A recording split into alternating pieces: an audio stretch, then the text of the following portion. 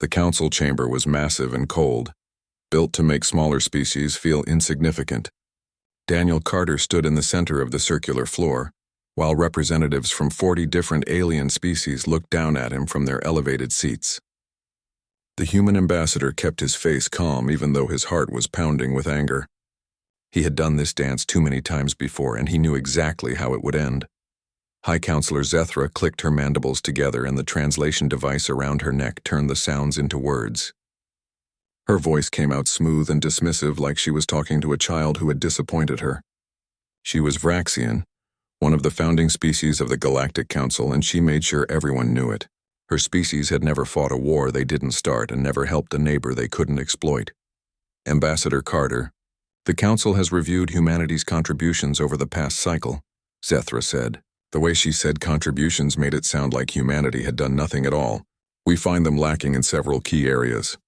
Daniel wanted to laugh, but he kept his mouth shut. Humanity had given everything to this council. When the Karis border worlds came under attack 3 years ago, it was Captain Nicole Bennett and her fleet that held the line for 6 weeks. She lost every ship under her command and died along with 12,000 human sailors. The council promised reinforcements that never came.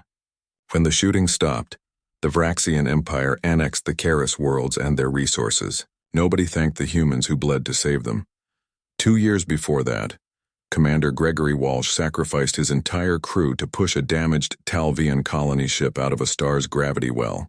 300 humans died so 8,000 Talvians could live. The Talvian government released a statement saying their own crew's heroic efforts had saved the ship.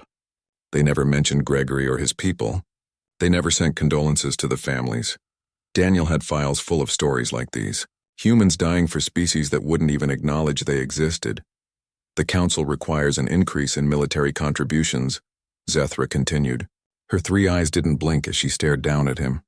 Humanity will increase fleet deployments by 40% and ground forces by 30%. Additionally, your voting privileges will be reduced by half to reflect your junior status in council affairs. There it was. More demands, less respect. It was the 3rd time in 3 years they had done this. Take more, give less, and expect humanity to smile and accept it. Daniel looked around the chamber. The Kelthoran representative was nodding his massive head, gills flaring with satisfaction. The Talvian ambassador was checking her datapad like this was boring routine business. The smaller species representatives looked uncomfortable, but none of them would speak up. They never did. Humanity had allies in name only. The Council has spoken, Zethra said. Do you accept these terms, Ambassador Carter? Every instinct told Daniel to tell them exactly what he thought. To list every sacrifice, every insult, every time humanity had been used and discarded, to make them understand what they were throwing away. But he had his orders, and those orders were very clear. I acknowledge the Council's decision, Daniel said quietly. Zethra looked surprised. She had probably expected him to argue like he had the last 2 times. Very well. You are dismissed. Daniel picked up his datapad and walked toward the exit. His footsteps echoed in the vast chamber. Nobody said goodbye. Nobody thanked him for humanity's service. They had already moved on to the next item on their agenda before he reached the door. Outside the chamber, Daniel's aide was waiting. Lieutenant Carl Mason was young, but he understood what was happening. He had lost his sister at Karis Station. He had watched his government beg for justice that never came. Sir? Carl asked. It's done, Daniel said. Send the signal. Phase 1 begins now. Carl nodded and pulled out a secure communication device. The message he sent was only 2 words, but those 2 words would change everything. The message went out on quantum channels to every human world, every human station, every human ship in Council space. Execute departure. Across 300 worlds, humans started moving. Not in panic, but with calm efficiency. They had been planning this for 2 years, ever since the Council's betrayal at Karis became impossible to ignore. Every human in Council space knew what to do. They had practiced it. They had prepared for it. Now they were doing it. Admiral Patricia Hayes sat in her office on Earth and signed the final evacuation orders. She was 60 years old and had spent 40 of those years serving the Council's interests. She had 3 commendations for valor, and a chest full of medals from species that never meant the praise they gave. She had attended funerals for 7,000 sailors under her command. She was done. All fleets are to withdraw to rally points, she said into her comm. No engagements. No explanations. Just leave. On Proxima Station, Dr. Kevin Morrison downloaded the last of humanity's research files onto quantum storage drives. 40 years of medical research, engineering innovations, and scientific breakthroughs. The Council had access to the published papers, but the real work, the deep understanding that made it all possible, that was leaving with humanity. Let them try to recreate it from academic journals. Kevin deleted the primary databases and initiated a virus that would corrupt the backups. The Talvians had taken credit for his cure for Xanthi plague. They could figure out how to manufacture it on their own now. Engineer Linda Foster stood in the control room of humanity's largest trade station in Vraxian space. New Amsterdam had been a hub of commerce for 30 years, facilitating billions of credits in trade every cycle. Linda looked at the screen showing automated ships loading the last cargo containers. Everything valuable was going. Everything else was being destroyed. Initiate dismantling Protocol 7, she said. Her team worked through the night, pulling apart reactors, stripping computer cores, removing every piece of human technology from the station. By morning, New Amsterdam would be an empty shell. The Vraxians could have the structure, but they wouldn't get the systems that made it work. All across Council space, the same scene repeated. Human merchants closed their shops and disappeared. Human doctors left their hospitals. Human teachers abandoned their schools. Human engineers shut down the systems they had built. Human soldiers left their posts. They didn't riot. They didn't sabotage anything beyond their own creations. They didn't make speeches or demands. They simply withdrew like water draining from a basin. Quietly, completely, irreversibly. On Earth, Daniel Carter stood in front of the Council building one last time. It was night and the building was dark. In the morning, the Council would discover that their human support staff hadn't shown up for work. They would find their communication networks running on backup systems because the humans who maintained them were gone. They would realize that humanity had vanished. Daniel thought about the speech he had written and never given, all the words he wanted to say about justice and respect and partnership. But humans had said enough words. Now it was time for silence. He turned away from the Council building and walked to the transport that would take him to the spaceport. Behind him, automated systems started shutting down human embassies, human cultural centers, and human aid stations. By the time the sun rose, humanity's presence in Council space would be nothing but empty buildings and unanswered questions. Daniel didn't look back. The first sign that something was wrong came from a Vraxian merchant captain named Velnath. She had been trading with the human station Olympus port for 15 years and knew the route by heart. When her ship dropped out of faster-than-light travel, she expected to see the usual bustle of activity. Dozens of ships coming and going, the station's bright lights welcoming traders from across the sector, and the efficient human staff managing everything with their typical precision. Instead, she found darkness. Olympus port hung in space like a dead thing. No lights, no power signatures, no ships in the docking bays. Velnath ordered a full sensor scan and the results made no sense. The station was intact but completely empty. Not abandoned in a hurry but methodically stripped clean. Every computer core was gone. Every piece of portable equipment had been removed. Even the furniture was missing. "Captain, there are no life signs," her sensor officer reported. His voice carried confusion and something else. "Fear, maybe." "What do you mean, no life signs?" Velnath demanded. Olympus had a population of 30,000 humans and another 20,000 aliens. "Where did they go?" The sensor officer checked his instruments again. "I don't know, Captain. They're just gone." Velnath contacted the Vraxian Trade Authority immediately. Within hours, reports started flooding in from across Vraxian space. Every human trading post was empty. Every human merchant ship had vanished from the commercial lanes. Every human business had closed its doors and disappeared. It was as if humanity had been erased from existence overnight. The pattern repeated across Council space. Kelthoran military commanders arrived at joint operation bases to find human personnel gone. Their barracks were empty, their equipment removed, and their ships nowhere to be found on any tracking system. The Talvion Science Institute discovered that their human research partners had simply not shown up for work. Their labs were cleaned out and their data was deleted. In the Council chamber, emergency sessions ran around the clock. Representatives shouted at each other while Zethra tried to maintain order. Nobody could explain what had happened. An entire species had vanished and nobody had seen it coming. "This is desertion," the Kelthoran representative roared. His name was Grathkor and his species prided themselves on military honor. The idea that someone would simply walk away from their duties made him furious. The humans abandoned their posts without permission. "This is an act of cowardice and betrayal. Where did they go?" asked the Talvian ambassador. Her name was Sinatel, and she was known for her analytical mind. "We're talking about 300 colony worlds, thousands of stations, and millions of ships. You can't hide that kind of presence." "Their home system is empty," reported the intelligence officer who was presenting the findings. "Earth and all its orbital facilities have been evacuated. Mars colony is abandoned. The asteroid mining operations are shut down. Every human presence in their core systems is gone." Zethra felt something she hadn't experienced in decades: uncertainty. The Vraxian Empire had been part of the Council for 800 years. She had lived through 3 major wars and countless smaller conflicts. She had seen species rise and fall, but she had never seen anything like this. "What about their colonial territories?" she asked. "Also empty," the intelligence officer replied. "We've checked 230 of their 300 worlds so far. All abandoned. Some show signs of recent habitation, but the populations are gone. They took everything with them: ships, equipment, supplies. They even dismantled their industrial facilities before leaving." "Check their navigation data," Sinatel suggested. "Their ships must have left some trace of where they went." The intelligence officer looked uncomfortable. "We tried, Ambassador. All navigation computers at their facilities have been wiped.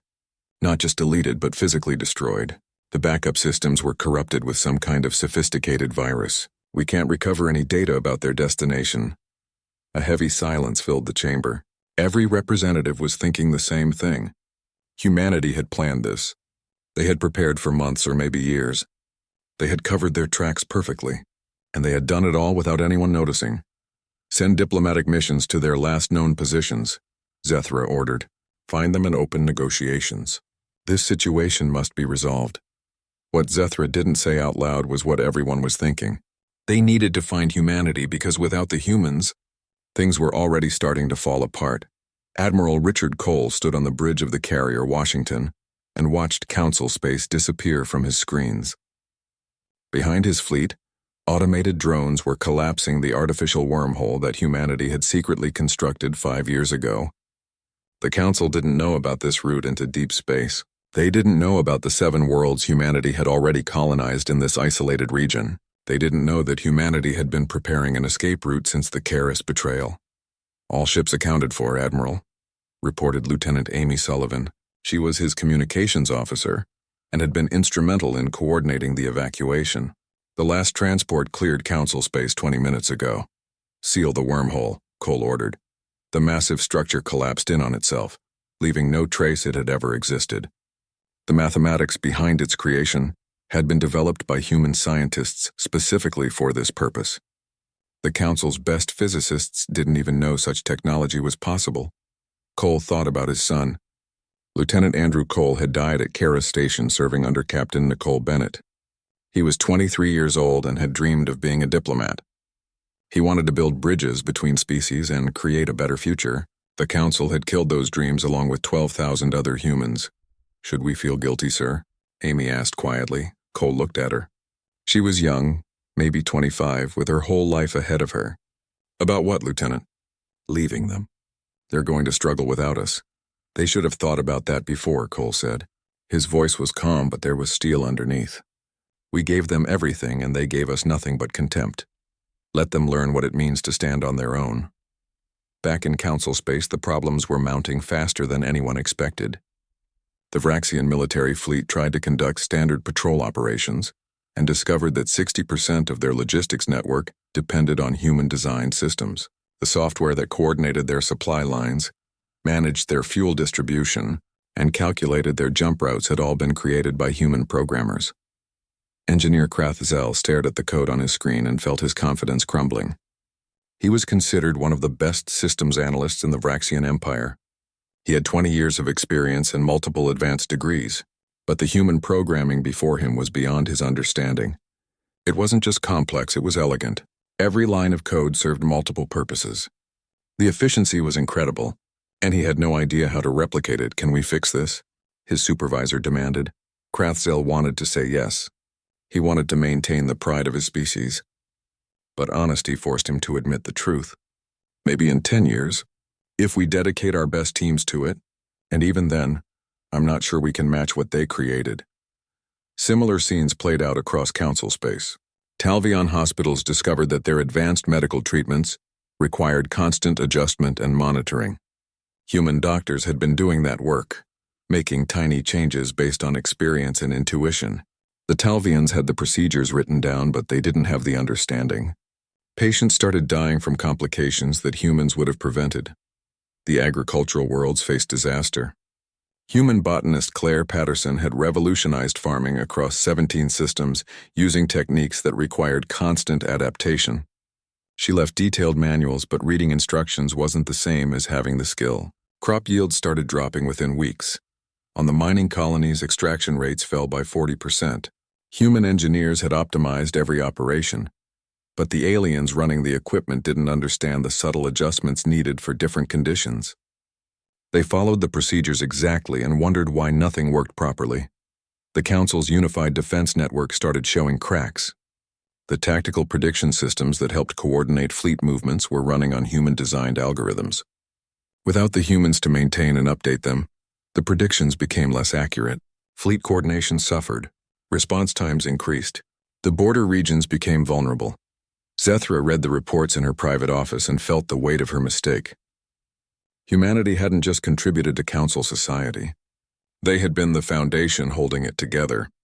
And now that foundation was gone. She drafted a message to the Council's search fleets.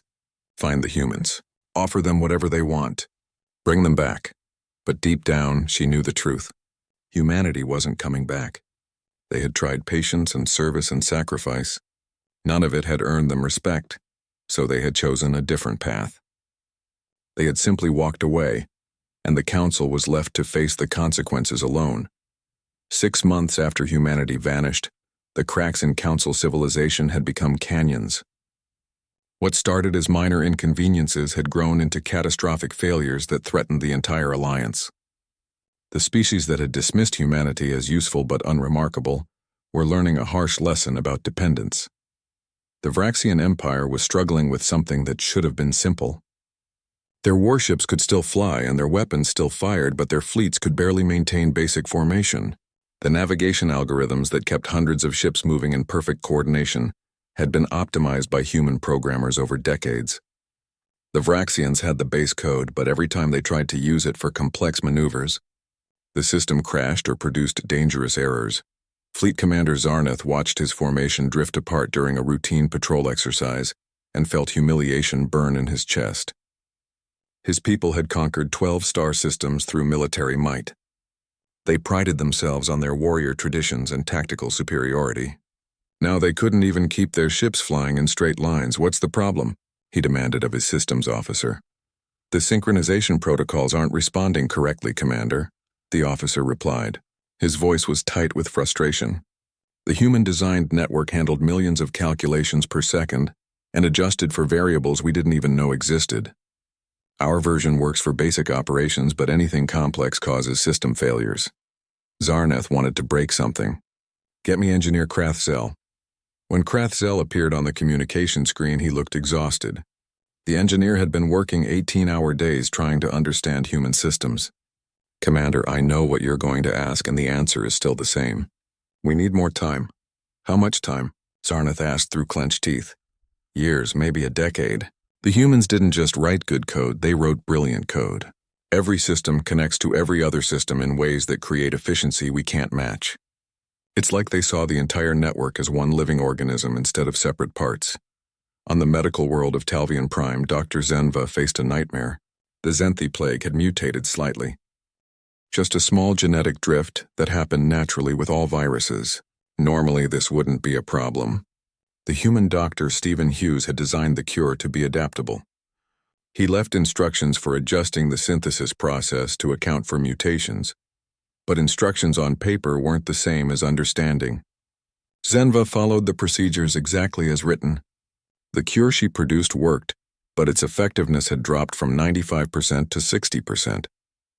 People were dying who should have lived. Why isn't this working? She asked her research team. Nobody had an answer. They had the formulas and the procedures. They had Hughes's notes and his published papers. But they didn't have his intuition, his ability to look at a problem and see solutions that weren't in any textbook. Hughes had spent 40 years studying diseases and developing treatments. He understood not just what worked, but why it worked. That understanding couldn't be written down in a manual. Senva authorized an emergency request to the council. Find the human doctors. Offer them anything. Bring them back. Without human medical expertise, thousands would die. The agricultural crisis was even worse.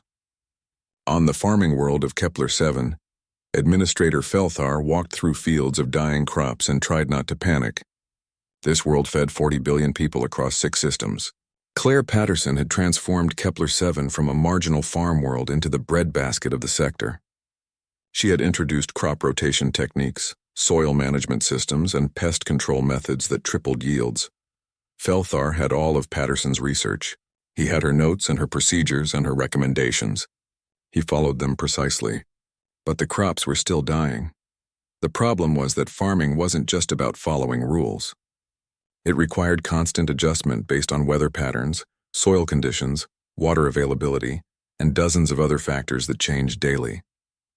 Patterson had walked these fields every morning and made small decisions that kept everything in balance. She saw problems before they became disasters. She understood the ecosystem in ways that couldn't be reduced to simple instructions. Felthar called in agricultural experts from 3 different species. They studied Patterson's work and tried to replicate her methods. Nothing worked. The yields continued to drop. Within 6 months, Kepler-7 would go from feeding billions to barely feeding itself. Defense Coordinator Marcus Bennett sat in his office on New Horizon, humanity's new capital world, and read the intelligence reports with mixed feelings. Part of him felt satisfaction at watching the council struggle. They had earned this through their arrogance and dismissal of human contributions. Another part of him felt something like pity. The ordinary people of council space hadn't made the decisions that drove humanity away. They were suffering for their leaders' mistakes. The Krell Swarm has launched raids on 3 outer rim colonies, his intelligence officer reported. Her name was Kate Morgan, and she had spent 20 years monitoring council military operations.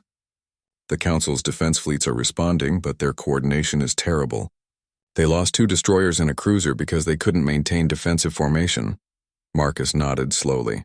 The Krell were a hostile species that had been quiet for decades because council defenses were too strong to challenge. Human tactical officers had built the prediction and coordination systems that kept the council's military operating as a unified force. Without those systems, each species was fighting independently. The Krell had noticed the weakness and were testing it. How bad will it get? Marcus asked. If the Krell commit to a full invasion, the outer colonies will fall within months, Kate said. The council doesn't have the tactical infrastructure to mount an effective defense anymore. They're trying to rebuild it, but they don't understand the foundational principles. Commander Frank Morris spent 30 years studying Krell tactics and building predictive models. The council thinks it was just computer algorithms, but it was Morris's insight that made the system work. Marcus thought about Frank Morris. The commander had retired 2 years before the evacuation and was now teaching at New Horizons Military Academy. He was sharing his knowledge with the next generation of human officers. But that knowledge would never again serve the species that had failed to appreciate it. On Earth's sister world of New Horizon, life was different. The cities were smaller and newer, but they felt more alive. Humans walked the streets without the weight of serving ungrateful masters. Children played without knowing the names of species that had used their parents and grandparents. Scientists pursued research because it interested them, not because the council demanded it. Admiral Patricia Hayes stood on a balcony overlooking the capital city and felt something she hadn't experienced in years. Peace, not the peace of an ended war, but the deeper peace of no longer carrying a burden that was never hers to bear. Admiral, we're receiving another message from the council, her aide informed her. What do they want this time? Patricia asked. They're offering full council membership, voting rights equal to the founding species, and financial compensation for past grievances. They want to open negotiations. Patricia looked at the message on her data pad. It was well written and sounded sincere. Zethra herself had signed it. The High Counselor was offering everything humanity had asked for decades ago. Full partnership, equal respect, and acknowledgement of human contributions. Ignore it, Patricia said, ma'am. The aide sounded surprised. They had centuries to offer us respect, Patricia explained. They had countless opportunities to treat us as partners instead of tools. Now that they need us, suddenly they remember we have value. That's not respect, that's desperation. What if they learn from this? What if they're genuinely trying to change? Patricia considered the question carefully. Then they can prove it by surviving without us. If they rebuild their civilization on principles of mutual respect and genuine cooperation, maybe one day we'll talk to them again, but that day isn't today. Back in Council space, the situation continued to deteriorate. The Vraxian and Kelthoran empires were in a border dispute that was escalating toward war. Human diplomats had mediated conflicts like this dozens of times. They had the patience and the perspective to find solutions that satisfied both parties. Without them, old grievances were resurfacing and peaceful resolution seemed impossible. 17 minor species had petitioned for independence from the Council. They had stayed loyal because human traders made them prosperous and human diplomats gave them a voice. Now the trade networks were collapsing and nobody spoke for the small species anymore. They saw no reason to remain in an alliance that offered them nothing. Pirate attacks increased by 300% in the border regions. Human patrol fleets had kept those areas secure for generations. They responded quickly to threats and their presence alone deterred most criminals. With the humans gone, pirates operated freely. Merchant ships traveled in armed convoys or didn't travel at all. Zethra sat in the council chamber and looked at empty seats. A third of the member species had stopped sending representatives. The Great Alliance was fracturing before her eyes. She had lived for 300 years and led the council for 50 of them.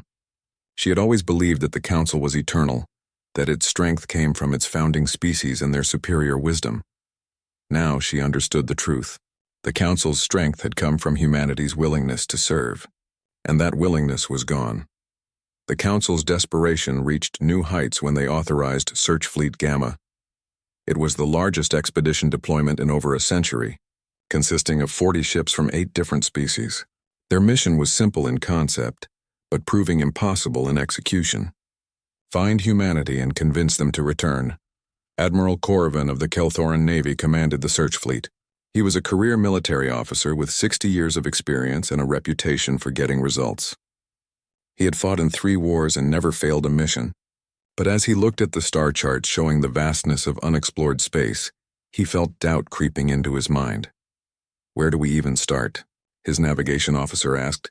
It was a fair question. The galaxy contained 400 billion stars. Humanity had evacuated 300 worlds and thousands of stations. That many people and that much equipment should have left a trail. But the humans had covered their tracks with a sophistication that shocked even the Council's best intelligence analysts. We start with their last known positions and work outward, Corvin said with more confidence than he felt. Look for any anomalies, any signs of recent activity, anything that might indicate which direction they went. The search fleet spent 8 months combing through space. They investigated hundreds of systems and found nothing. Every human outpost they discovered had been abandoned carefully. The facilities were intact but empty, stripped of anything useful. There were no navigation logs, no personal items left behind, no clues about where humanity had gone. On the abandoned research station Galileo 7, the search team made a discovery that changed everything. The station orbited a dead moon in an unremarkable system. It had been a human weapons research facility, one of their most classified installations. The Council had known it existed but had never been allowed inside. Now the doors were open and what they found inside made Corvin's blue run cold. The weapons systems on display were generations ahead of anything the Council possessed. Stealth technology that bent light and sensor waves around a ship, making it invisible to every known detection method. Energy shields that could absorb direct hits from capital ship weapons without flickering. Power cores that generated 3 times the output of Council equivalents while being half the size. These prototypes are functional, reported the Kelthoran science officer. His name was Venthar, and he was considered a genius in military technology. He was staring at a weapon system with something like religious awe in his eyes. This particle beam cannon could punch through our heaviest armor like it was paper. And according to these notes, they built this 8 years ago. Corvin felt his worldview crumbling. 8 years ago? Why didn't they use these weapons? I don't think they needed to, Venthar said quietly. Look at these schematics. They have designs for vessels that could outfight anything in Council space. They could have built a fleet that would make our combined military look primitive, but they never did. The implications hit Corvin like a physical blow. Humanity had possessed the technology to conquer half the Council if they wanted. They could have taken what they wanted by force. Instead, they had served peacefully for centuries. They had protected ungrateful species with inferior equipment because they chose cooperation over domination, and when pushed too far, they hadn't struck back. They had simply left. Copy everything, Corvin ordered. The Council needs to see this. While the search fleet investigated Galileo 7, the situation in Council space continued to collapse. The Vraxian economy was in free fall. Their trade networks had depended on human merchant coordination to function efficiently. Without it, goods piled up at ports while other stations faced shortages. The elegant system that moved resources across the Empire was breaking down into chaos. Chancellor Vextar stood before the Vraxian ruling council and delivered news that would have been unthinkable a year ago. We're facing economic contraction of 30%. Unemployment is rising. Food shipments are delayed. Our infrastructure is failing faster than we can repair it. How is this possible? Demanded one of the council members. We're the Vraxian Empire. We conquered these systems. We built this civilization. No, Vextar said bluntly. The humans built it. We took credit for it. There's a difference. The silence that followed was heavy with shame and anger. The Vraxians had always seen themselves as superior to other species. They were conquerors and builders of empires. But now they were learning that their empire had been held together by a species they had treated as inferior. On Talvian Prime, the medical crisis had escalated beyond control. The Zenthi plague mutation that Dr. Zenva couldn't properly treat had spread to 4 more worlds. Thousands were dying. Hospitals were overwhelmed. The Talvian government had issued emergency declarations and was rationing medical supplies. Shenva worked 20-hour days trying to improve the cure's effectiveness. She had assembled the best medical minds from 3 species. They studied Stephen Hughes's research until their eyes burned. They ran thousands of simulations. Nothing worked. The cure remained at 60% effectiveness and people kept dying. We need Hughes, Zenva finally admitted to her team. We need his expertise, his intuition, his understanding of how diseases evolve. We have his knowledge but not his wisdom. And without wisdom, knowledge is just data. The same realization was spreading across Council space. The member species had treated human contributions as simple labor that anyone could do. They thought human engineers just followed procedures. Human scientists just ran experiments and human diplomats just repeated talking points. Now they understood that expertise wasn't about following rules. It was about understanding principles so deeply that you could adapt to any situation.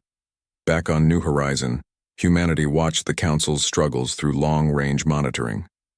They intercepted communications, tracked ship movements, and analyzed economic data.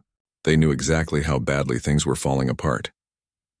Director Helen Price reviewed the latest intelligence reports with her senior staff. She had been a Council diplomat for 30 years before the evacuation. She knew these species and their cultures. She understood their strengths and their weaknesses. The Krell swarm is mobilizing their full fleet, General Peter Ross reported. He was the head of New Horizons military intelligence. Our analysts estimate they'll launch a major invasion within 3 months. The Council's defense networks are barely functional. They'll lose the Outer Rim colonies for sure, possibly more. How many casualties are we looking at? Helen asked. Millions at minimum, possibly tens of millions if the Krell pushed deep into Council space. The room fell quiet. Everyone present had served the Council at some point. They had friends among the alien species, colleagues they respected, and memories of better times.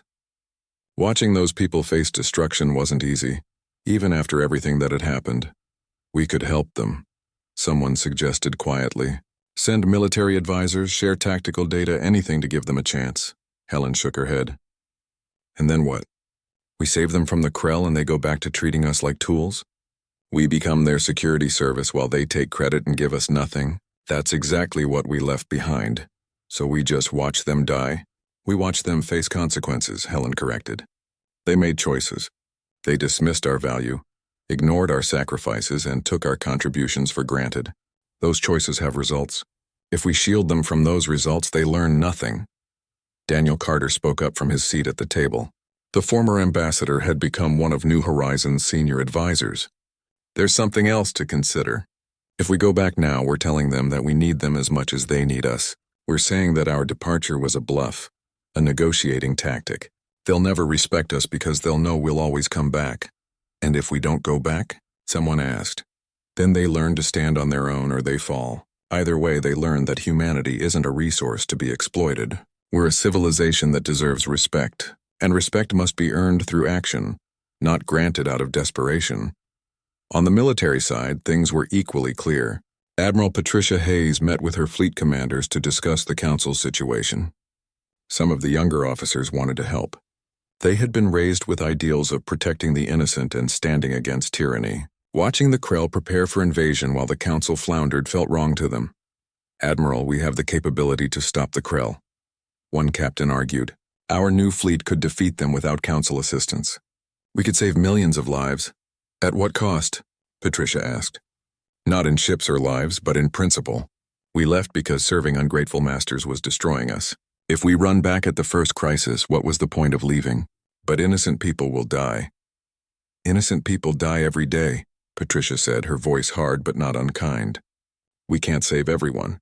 We tried that for centuries and it nearly broke us. Now we have to choose. Do we spend our strength protecting people who never valued us? Or do we build something better for ourselves and our children?" The Council's final offer arrived 2 days later. It was delivered via quantum communication on all frequencies. A Priority 1 diplomatic message.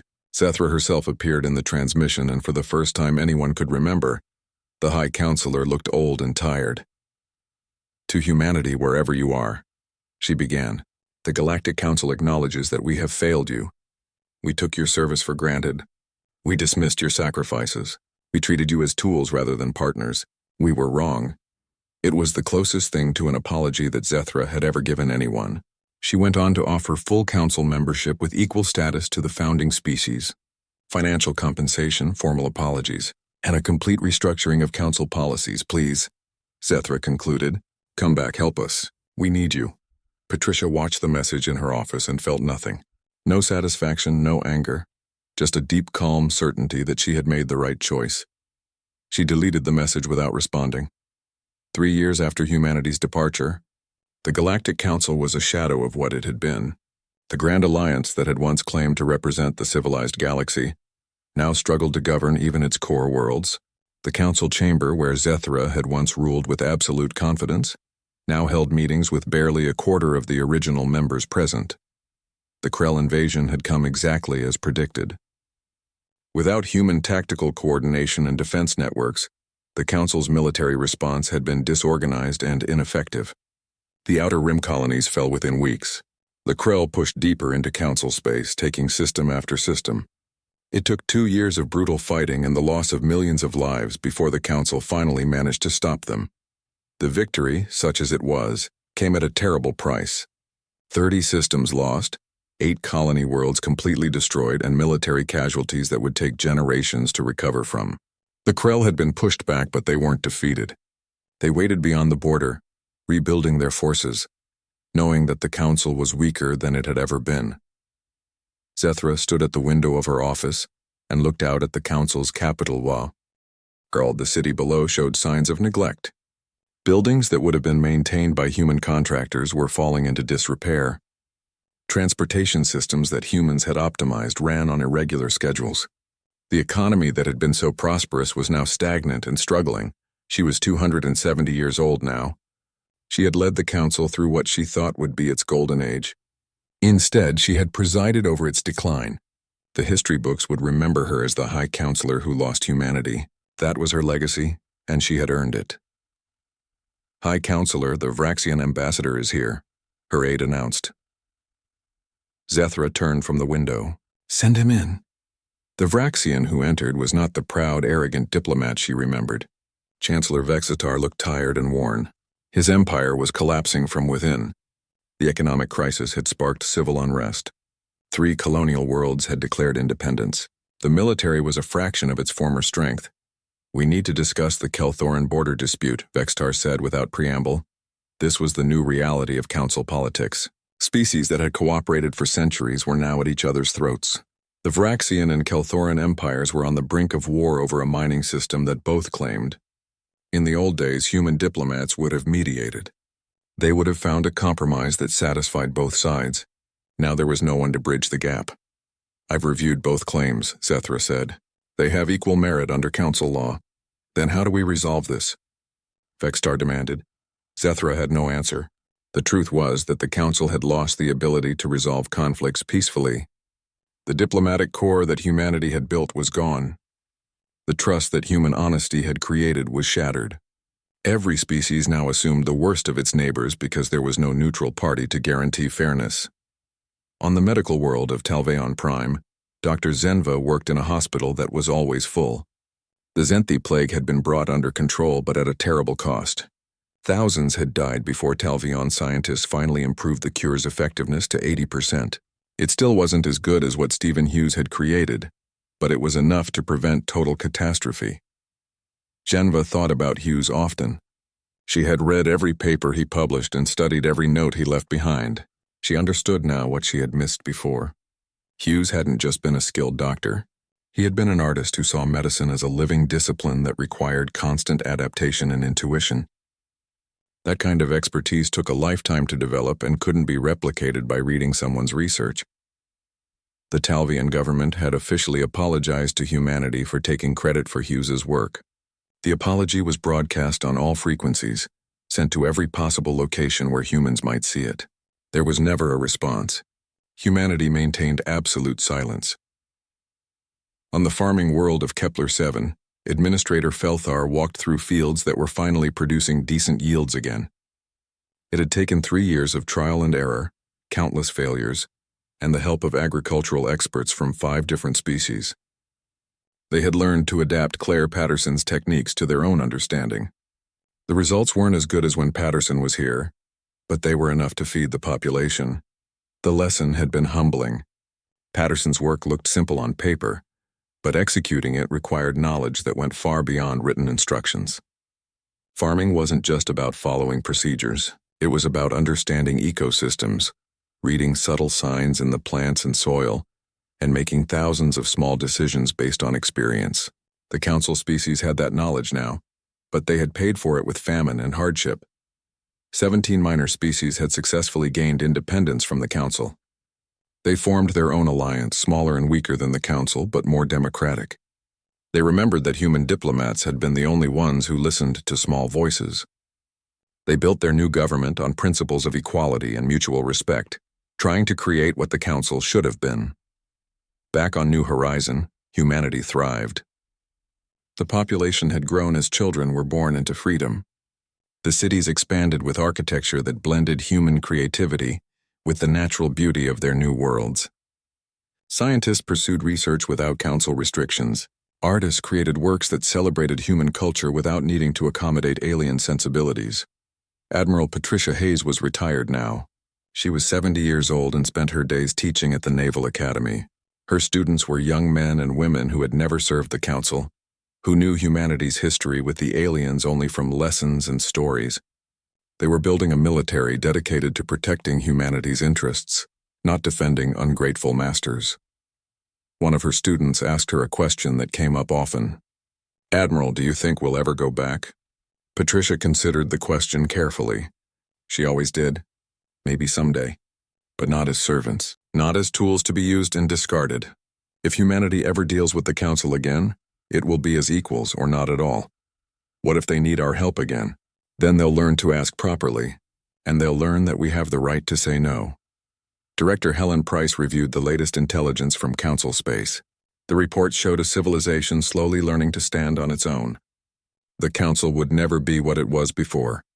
That golden age had been built on human contributions and couldn't be recreated without them. But the species were adapting. They were learning skills they should have developed centuries ago instead of relying on humanity to do everything. They're going to survive. General Peter Ross said. "Reading the same reports looks like it," Helen agreed. "Not easily and not without scars. But they'll survive. Does that change anything for us? Helen shook her head. No, they're learning to stand alone. That's good for them. But it doesn't change what they did to us or why we left. Respect isn't something you can rebuild with promises. It's earned through actions over time. What if they become better? What if this crisis teaches them the lessons they needed to learn? Then maybe our great-grandchildren will talk to their great-grandchildren. Maybe in a few generations, enough time will have passed and enough growth will have happened that we can meet as true partners. But that's not our decision to make. That's for the people who come after us. On Earth's sister world of Liberty, former Commander Frank Morris taught tactics to a new generation of officers. His classroom was full of eager students who wanted to learn from the man who had designed the Council's defense networks. But Morris didn't teach them Council tactics. He taught them how to think independently, how to adapt to changing situations, and how to value their own judgment. The Council failed because they stopped thinking, Morris told his class. They had systems that worked, so they assumed the systems would always work. They never asked why the systems worked or what principles made them effective. When we left and took our expertise with them, they couldn't adapt because they had never learned to think for themselves. Is that why we maintain radio silence with them? A student asked. Partly, but it's also about self-respect. We spent centuries trying to earn their respect through service. It didn't work. So now we respect ourselves enough to walk away from people who don't value us. That's a lesson worth remembering. Daniel Carter lived quietly on New Horizon. The former ambassador had retired from public service after the evacuation. He spent his time writing a history of humanity's time in the Council, documenting the sacrifices and betrayals that led to the departure. His book would ensure that future generations remembered why humanity left, and why they should never go back unless true partnership was possible. Sometimes he received messages from his old contacts in Council space. Aliens he had worked with, species he had helped, individuals who had treated him with genuine respect. They asked about humanity's new home and whether reconciliation was possible. Daniel always responded politely, but his answer was always the same. Humanity was building a new future, and the Council was not part of it. The quantum communication arrays that could reach Council space sat silent on New Horizon. They were maintained and functional but unused. Humanity could contact the Council anytime they wanted. They chose not to. The silence was not accidental. It was deliberate, and it carried a message louder than any words could convey. We don't need you. We never did. You needed us, and you didn't realize it until we were gone. High Counselor Zethra received her daily report on the search for humanity. 3 years of searching, and they had found nothing. No trace of human colonies, no intercepted communications, no clues about where they had gone. Humanity had vanished completely. Shall we continue the search? Her aide asked. Zethra thought about it for a long moment, then shook her head. No, end the search operations. Humanity doesn't want to be found. But High Counselor, we still need them. I know, but need isn't enough. They gave us centuries of service, and we gave them nothing but contempt. Why would they come back to that? Let them go. Let them build their own future without us.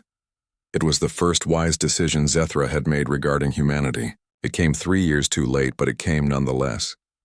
The galaxy turned and time moved forward. The Council survived its crisis and slowly rebuilt. The member species learned to cooperate without human mediation. They developed their own expertise to replace what they achieved.